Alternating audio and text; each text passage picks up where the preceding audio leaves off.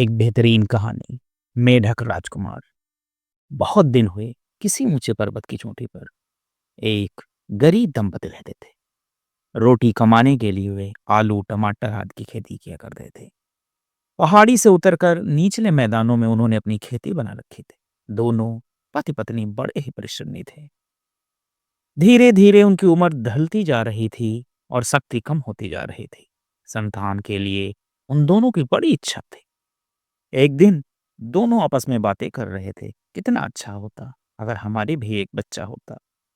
जब हम बूढ़े हो जाएंगे तो वह हमारे खेतों की रखवाली करता और जमींदार के पास जाकर हमारा लगान चुकाया करता। बुढ़ापे में वह हमें हर तरह से आराम देता। हम भी अपनी झुकी हुई कमर को कुछ देर आंगन में चूल्हे के पास आराम से बैठकर सीधी कर लिया करते। उन दोनों ने सच्चे दिल से नदी और पहाड़ों के देवता की प्रार्थना की। थोड़े दिनों के बाद किसान की पत्नी गर्भवती हुई। 9 महीने बाद उसके बच्चा हो, लेकिन बच्चा आदमी का ना होकर एक मेढक का था। उसकी लाल आंखें चमक रही थी। बूढ़े ने कहा, कैसा आश्चर्य है, यह मेढक है। इसकी लाल आंखें तो देखो कैसी चमक रही हैं। इसे घर में रखने से क्या फायदा, चलो इसे कहीं बाहर फेंकाएं। लेकिन पत्नी का मन उसे फेंक देने का ना हुआ। उसने कहा, भगवान हम पर कृपालु नहीं है। उसने हमें बच्चे की जगह एक मेढक दिया है, लेकिन अब तो यही मेढक हमारा बच्चा है, इसलिए हमें इसको फेंकना नहीं चाहिए। मेढक मिट्टी और तालाबों में रहते हैं। हमारे घर के पीछे जो तालाब है उसमें इसे छोड़ आओ, वहीं रह जाएगा। बूढ़े ने मेढक को उठा लिया। जब वह उसे ले जाने लगा तो मेढक बोला, माता जी पिताजी मुझे तालाब में मत डालिए। मैं आदमियों के घर में पैदा हुआ हूँ और मुझे आदमियों की तरह ही रहना चाहिए। जब मैं बड़ा हो जाऊंगा तो मेरी शक्ल बिल्कुल आप जैसी हो जाएगी और मैं भी आदमी बन जाऊंगा। बूढ़ा आश्चर्यचकित हो गया। उसने अपनी पत्नी से कहा, कैसा अद्भुत बात है, यह तो बिल्कुल हमारी तरह से बोलता है।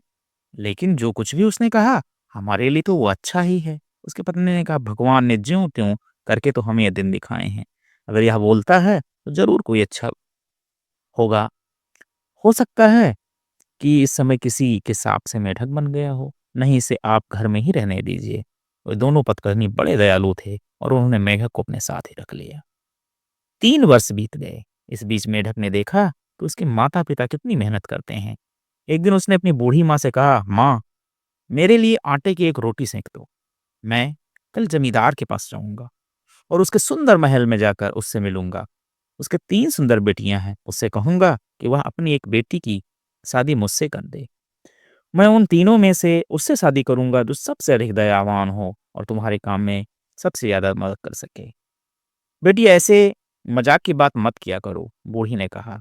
क्या तुम समझते हो कि तुम्हारे जैसे छोटे और भद्दे जानवर के साथ में कोई भला आदमी अपनी सुंदर सी बेटी का हाथ पकड़ा देगा?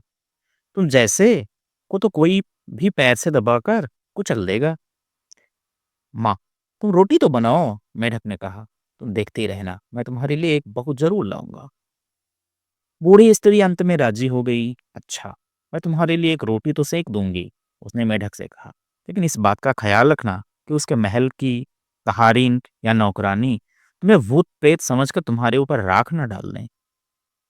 माँ तुम बेफिक्र रहो। और अगले दिन बूढ़ी स्त्री ने एक बड़ी सी रोटी बना दी और उसे एक थैली में रख दिया। मेढक ने थैला अपने कंधे पर लटकाया और फुदकता हुआ घाटी के किनारे बसे हुए जमींदार के महल की ओर चल दिया। जब वह महल के दरवाजे के पास पहुंचा तो उसने दरवाजा खटखटाया। जमींदार साहब, जमींदार साहब, दरवाजा खोलो। जमींदार ने किसी को दरवाजा खटखटाते सुना और अपने नौकर को बाहर देखने भेजा। नौकर आश्चर्यचकित सा होकर लौटा। उसने कहा, मालिक बड़ी अजीब सी बात है, एक छोटा सा मेढक दरवाजे पर खड़ा आपको पुकार रहा है। जमींदार के मुंशी ने कहा, मालिक यह जरूर कोई भूत प्रेत है, इस पर राख डलवा दीजिए। जमींदार राजी नहीं हुआ। उसने कहा, नहीं नहीं रुको, यह जरूरी नहीं कि वह कोई भूत प्रेत ही हो। मेढक पानी में रहते हैं, हो सकता है कि वह जल देवता के महल से कोई संदेशा लेकर आया हो। जिस प्रकार देवताओं की आवभगत की जाती है उसी प्रकार उसकी करो। पहले उस पर दूध छिड़क दो, इसके बाद मैं खुद देखूंगा कि वह कौन है और मेरे राज्य में किस लिए आया है। उसके नौकरों ने ऐसा ही किया। मेढक की उसी प्रकार इज्जत की गई जैसे देवताओं की जाती है। उन्होंने उस पर दूध छिड़का और कुछ दूध उसके ऊपर हवा में उड़ाया। उसके बाद जमींदार खुद दरवाजे पर आ गया और उसने पूछा, मेढक देवता, क्या तुम जल देवता के महल से आ रहे हो? तुम्हारी हम सब क्या सेवा करें? मैं जल देवता के महल से नहीं आ रहा हूँ, मेढक ने उत्तर दिया। मैं तो अपनी ही इच्छा से आपके पास आया हूँ। आपकी सब लड़कियां विवाह योग्य हैं। मैं उनमें से एक से शादी करना चाहता हूँ। मैं आपका दामाद बनने आया हूँ। आप मुझे उनमें से किसी एक का हाथ पकड़ा दीजिए। जमींदार और उसके सब नौकर मेढक की इस बात को सुनकर बड़े ही भयभीत हुए। जमींदार बोला, तुम कैसे भी सर ले सिर पैर की बात कर रहे हो? आईने में जरा अपनी सूरत तो देखी, कितनी भद्दे और बदसूरत हो। कितने ही बड़े बड़े जमींदारों ने मेरी बेटियों से विवाह करना चाहा, लेकिन मैंने सबको मना किया। और फिर मैं कैसे एक मेढक को अपनी बेटी ब्याह दूं? जाओ, बेकार की बातें मत करो। ओहो, मेढक बोला, इसका मतलब यह है कि आप मुझे अपनी बेटी की शादी मुझसे नहीं करेंगे। कोई बात नहीं, अगर आप मेरी इस बात को ऐसे नहीं मानेंगे तो मैं हंसना शुरू कर दूंगा। जमींदार मेढक की बात सुनकर गुस्से से आग बबूला हो गया। उसने पैर पटक कर कहा, मेढक के बच्चे, तेरा दिमाग खराब हो गया है। अगर हंसना ही है तो बाहर निकल जा और जी भर कर हंस। लेकिन तब तक मेढक ने हंसना आरंभ कर दिया। उसके हंसने से बड़े जोर की आवाज हुई। धरती कांपने लगी। जमींदार के महल के ऊंचे ऊंचे स्तंभ हिलने लगे, मानो महल गिरना ही चाहता हो। दीवारों में दरारें पड़ने लगी। सारे आकाश में धूल, रेत, मिट्टी, कंकड़ और पत्थर उड़ने लगे। सूरज और सारा आकाश अंधेरे में ढक गया। चारों ओर धूल ही धूल दिखाई देने लगी। जमींदार के घर के सब लोग और नौकर चाकर उछलते फिर रहे थे और अंधेरे में एक दूसरे से टकरा रहे थे। किसी को नहीं मालूम था कि वे क्या कर रहे हैं और ये सब क्या हो रहा है। अंत में दुखी होकर जमींदार ने खिड़की से बाहर अपना सिर निकाला और बोला, मेढक महाशय, आप कृपा कर अपना हंसना बंद कर दीजिए। मैं अपनी सबसे बड़ी बेटी का ब्याह आपके साथ कर दूंगा। मेढक ने हंसना बंद कर दिया। धीरे धीरे पृथ्वी ने भी कांपना बंद कर दिया और महल, मकान आदि सब अपनी जगह स्थिर हो गए। जमींदार ने केवल भयभीत होकर ही अपनी बेटी मेढक के हाथों सौंपी थी। उसने 2 घोड़े मंगाए, एक अपनी बेटी के लिए, दूसरा उसके दहेज के लिए। जमींदार की बड़ी लड़की मेढक से शादी करने के लिए बिल्कुल भी राजी नहीं थी। उसने अपने पास छिपाकर 2 पत्थर के टुकड़े रख लिए, जो समय पर काम आए। मेढक रास्ता दिखाने के लिए आगे आगे फुदक कर चलने लगा और जमींदार की सबसे बड़ी लड़की उसके पीछे पीछे चलने लगी। सारे रास्ते वह यही कोशिश करती रही कि उसका घोड़ा कुछ और तेज चले और वह भागते हुए मेढक को अपने घोड़े के पीछे की टापों के नीचे कुचल डाले। लेकिन मेढक कभी इधर फुदकता, कभी उधर। वह इस तरह चक्कर काटता जा रहा था कि उसे कुचलना राजकुमारी को असंभव दिखाई दे रहा था। अंतिम वह इतनी नाराज हो गई कि एक बार जब मेढक उसके काफी पास चल रहा था तो उसने छिपाया हुआ पत्थर का टुकड़ा मेढक के ऊपर दे मारा। फिर वह मुड़कर घर की ओर चल दी। वह कुछ ही दूर लौटकर गई होगी कि मेढक ने उसे पुकारा, राजकुमारी, रुको, मैं तुमसे कुछ कहना चाहता हूँ। उसने पीछे घूमकर देखा कि मेढक तो जिंदा खड़ा है। वह समझ रही थी कि मेढक उसके पत्थर के नीचे कुचल गया होगा। वह आश्चर्यचकित रह गई और उसने घोड़े की लगाम खींच ली। मेढक उससे बोला, देखो, हमारे भाग्य में पति पत्नी होना नहीं लिखा है। अब तुम घर लौट जाओ, क्योंकि ऐसी ही तुम्हारी खुशी है। और उसने घोड़े की लगाम पकड़ ली और राजकुमारी को घर वापस ले चला। जब दोनों जमींदार के महल के पास पहुंचे तो मेढक ने राजकुमारी को छोड़ दिया और खुद जमींदार के पास जाकर बोला, जमींदार साहब, हम दोनों की आपस में जरा नहीं बनती है, इसलिए मैं उसे वापस छोड़ने आया हूँ। आप मुझे अपनी दूसरी बेटी दे दीजिए, जो मेरे साथ जाने को तैयार हो। तुम कैसे बदतमीज हो, जरा अपनी हैसियत का तो ख्याल करो। जमींदार ने गुस्से से चिल्लाकर कहा, तुम मेरी बेटी को वापस लाए हो, इसलिए मैं तुम्हें अपनी दूसरी बेटी कभी नहीं दूंगा। जानते हो, मैं जमींदार हूँ। क्या मजाक है, तुम इस तरह मेरी बेटियों में से हर एक को देखना चाहते हो? जमींदार ये कहते कहते गुस्से से कांपने लगा। इसका मतलब यह है कि आप राजी नहीं हैं? मेंढक ने कहा, अच्छी बात है, तो मैं चिल्लाता हूँ। जमींदार ने सोचा कि अगर वह चिल्लाता है तो कोई हर्ज नहीं है, बस उसका तो हंसना ही खतरनाक है। उसने चिढ़ते हुए कहा, जी भर कर चिल्लाओ, तुम्हारी जरा जरा सी धमकियों से मैं डर जाने वाला नहीं हूँ। और मेढक ने चिल्लाना शुरू कर दिया। उसकी उसकी आवाज इतनी तेज थी कि मानो रात के समय बड़ी जोर से बिजली कड़क रही हो। चारों ओर बिजली ही कड़कड़ाहट सुनाई दे रही थी और पहाड़ों से नदियों में इतना अधिक पानी आने लगा कि कुछ ही क्षणों में सब नदियों में बाढ़ आ गया। धीरे धीरे सारी जमीन पानी के बहाव में घिरने लगी और पानी चढ़ता चढ़ता जमींदार के महल तक आ पहुंचा और वहां से अपने गांव की तबाही देखने लगा। पानी चढ़ता ही जा रहा था। जमींदार ने अपनी गर्दन खिड़की से बाहर निकाली, चिल्लाकर कहा, मेढक महाशय, चिल्लाना बंद कीजिए, नहीं तो हम सब मारे जाएंगे। मैं तुम्हारे साथ अपनी दूसरी बेटी की शादी कर दूंगा। मेढक ने फौरन ही चिल्लाना बंद कर दिया और धीरे धीरे सब कुछ ठीक हो गया। जमींदार ने फिर अपने नौकरों को आदेश दिया, 2 घोड़े अस्तबल से लेकर आओ, एक राजकुमारी के लिए और दूसरा उसके दहेज के सामान के लिए। उसके बाद उसने अपनी दूसरी बेटी को आज्ञा दी कि मेढक के साथ चली जाए। जमींदार की दूसरी बेटी मेढक के साथ जाने को राजी हो गई। उसने भी घोड़े पर चढ़ते समय एक बड़ा सा पत्थर अपने पास छिपाकर रख लिया। रास्ते में उसने भी अपने घोड़े के पैरों के नीचे मेढक को कुचलने की कोशिश की और एक बार वह पत्थर उसके ऊपर फेंक कर वह भी बड़ी राजकुमारी की तरह वापस लौटने लगी। लेकिन उसे भी वापस बुलाकर मेढक ने कहा, राजकुमारी, हम दोनों के भाग्य में एक साथ रहना नहीं बंधा है, तुम घर वापस जा सकती हो। यह कहकर उसके घोड़े की लगाम हाथ में लेकर वह चल दिया। मेढक ने जमींदार के हाथ में उसकी मंझली बेटी का हाथ पकड़ा दिया और बोला कि अपनी सबसे छोटी बेटी की शादी मुझसे कर दो। तुमने मेरी सबसे बड़ी लड़की को लौटा दिया और मैंने तुम पर दया करके अपनी मंझली बेटी दे दी। अब तुमने उसे भी लौटा दिया और मेरी सबसे छोटी लड़की के साथ शादी करना चाहते हो। तुम बहुत बेहूदे हो। कोई भी जमींदार तुम्हारी इस बदतमीजी को बर्दाश्त नहीं कर सकता। तुम कानून के खिलाफ चलते हो। उसके गले में आखिरी शब्द अटक गए। एक मेढक ने उसे इस प्रकार नचा रखा था कि वो बहुत ज्यादा परेशान हो रहा था। मेढक ने शांति से जवाब दिया, जमींदार साहब, आप इतना नाराज क्यों होते हैं? आपकी दोनों बेटियां मेरे साथ शादी करने के लिए राजी नहीं थी, इसलिए मैं उन्हें वापस ले आया। लेकिन आपकी तीसरी बेटी मुझसे शादी करना चाहती है, फिर आप क्यों राजी नहीं होते?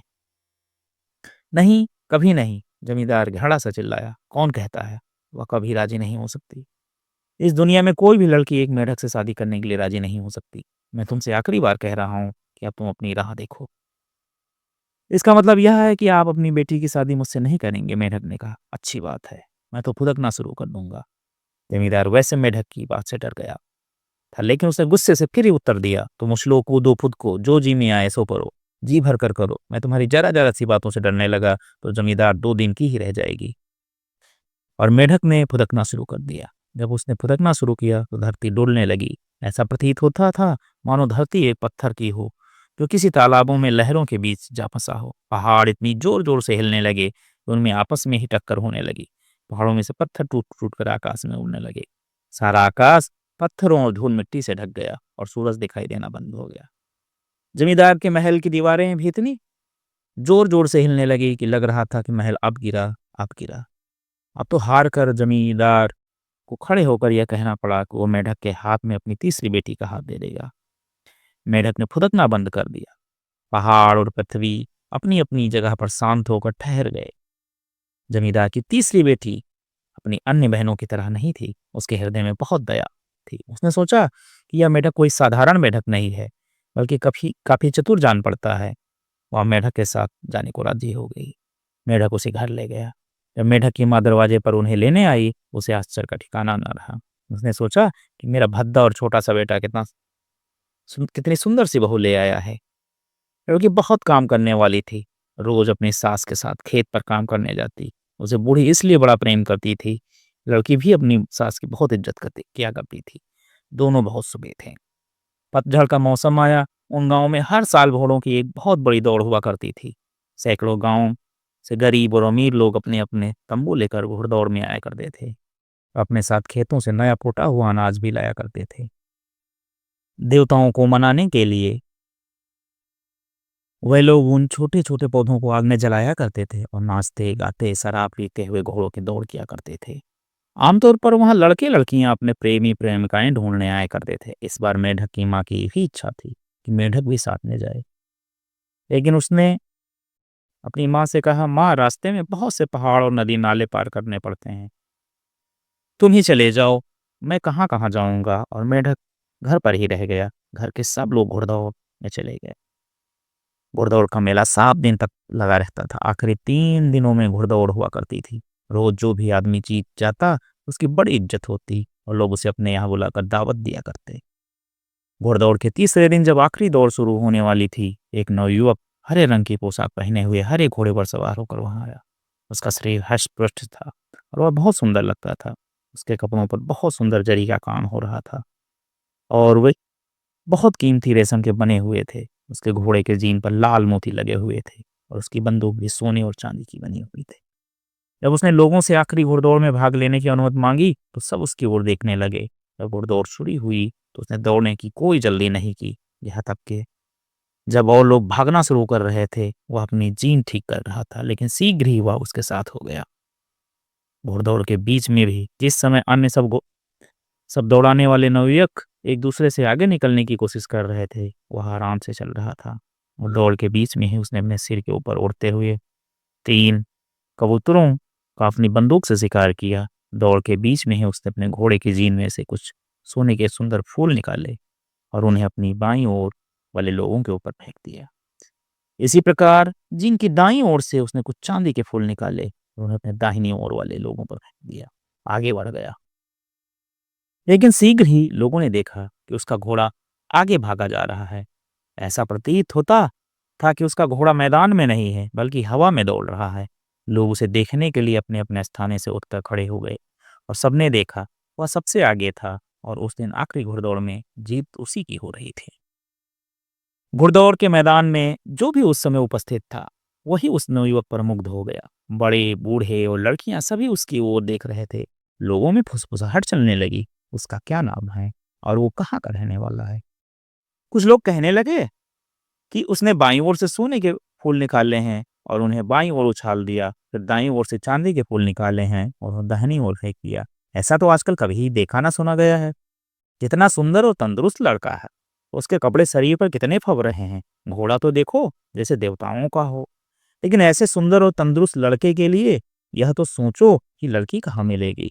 सब लड़कियां उसके चारों ओर एकत्रित होकर गाने और नाचने लगी और उसे अपने तंबू में ले जाने के लिए कहने लगी। सब उसे अपने तंबू में ले जाकर शराब पिलाने की इच्छुक थी, लेकिन जैसे ही शाम हुई वह घुड़सवार बिना किसी से कुछ कहे चुपचाप अपने घोड़े पर चढ़कर उस गांव की ओर चल दिया जहां से मेढक की माँ और वो आए थे। सब लोग वहां खड़े खड़े उसके हरे घोड़े को देखते जा रहे थे और उसके चले जाने के बाद उसके पैरों से उड़ते हुए धूल को देखने लगे। मेढक की पत्नी सोचती रही कि वह घुड़सवार कहाँ से आया, कहाँ चला गया। वह स्वयं भी उसकी सुंदरता पर मंत्रमुग्ध थी। वह स्वयं भी उसका नाम जानना चाहती थी कि दिन छिपते ही वह इतनी जल्दी क्यों चला गया। वह सोचने लगी कि शायद घुड़सवार बहुत दूर रहता हो। घर लौटते समय वह भी अन्य स्त्रियों की तरह उसी घुड़सवार के बारे में सोचती रही थी। मेढक उन लोगों को दरवाजे पर खड़ा मिला। उन्होंने जैसे ही घुड़दौड़ की बातें सुनानी शुरू की, वह आगे आगे सब बताने लगा। उन लोगों को यह सुनकर बड़ा आश्चर्य हुआ कि मेढक सब बातें पहले से ही कैसे जानता है और वो सुंदर घुड़सवार की बातें किस तरीके से जानता है।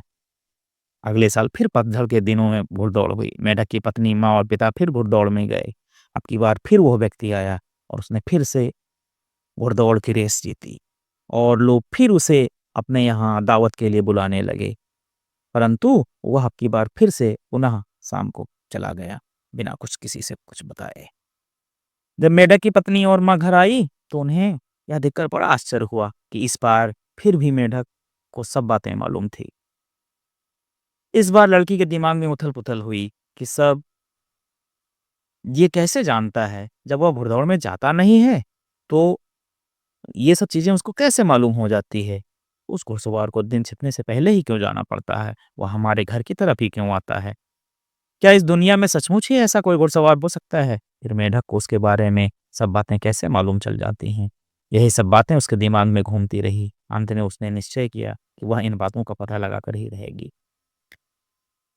अगले साल फिर घुड़दौड़ आई। लड़की मेले में गई, उसने सब काम किए, लेकिन आखिरी दिन जब आखिरी घुड़दौड़ होने वाली थी, वो अपनी सास से बोली, माताजी, मेरे सिर में बड़े जोर से दर्द हो रहा है, मैं घर जाना चाहती हूँ, आप मुझे एक खच्चर दे दीजिए। लड़की की सास ने उसे एक खच्चर उपलब्ध करा दिया और लड़की घर चली जाए। जब वो अपने सास ससुर की आंखों से ओझल हो गई तो उसने खच्चर को तेजी से घर की ओर दौड़ाया। जब वह घर पहुंची तो उसने सबसे पहले जो काम किया वो था मेढक को ढूंढने का, लेकिन उसे मेढक कहीं दिखाई ना दिया। तभी उसे एक कोने में मेढक की खाल पड़ी दिखाई दी, जो उसके पति की ही थी। उसने उसे हटा दिया और उसकी आंखों से खुशी के आंसू बहने लगे। उसने सोचा कि मैं कितनी सौभाग्यशाली हूँ, मेरा पति कितना सुंदर है और कितनी अच्छी घुड़सवारी करता है। मैं तो उसके बिल्कुल अयोग्य हूँ। आज मुझे कितनी खुशी है। वह बार-बार अपने आँसू रोकने की कोशिश करती, लेकिन आँसू थे कि रुक ही नहीं रहे थे। वह बार-बार मेढक की खाल को देख रही थी और सोच रही थी कि उसके पति को इतनी गंदी खाल नहीं पहननी चाहिए। वह इतने भद्दे वेश में क्यों रहता है? क्या वह उसके योग्य नहीं है? उसे उस खाल से इतनी घृणा हो गई कि उसने उसे जला देने का निश्चय किया। वो सोच रही थी कि जब मेढक आएगा तो इसी वह सूरत बेस में बदल जाएगा, इसलिए उसने उसे जला दिया। जब उसने खाल जलाई तो सूरज डूब रहा था। तभी अचानक वह नवयुवक अपने घोड़े पर सवार बादलों की तरह उड़ता हुआ आया।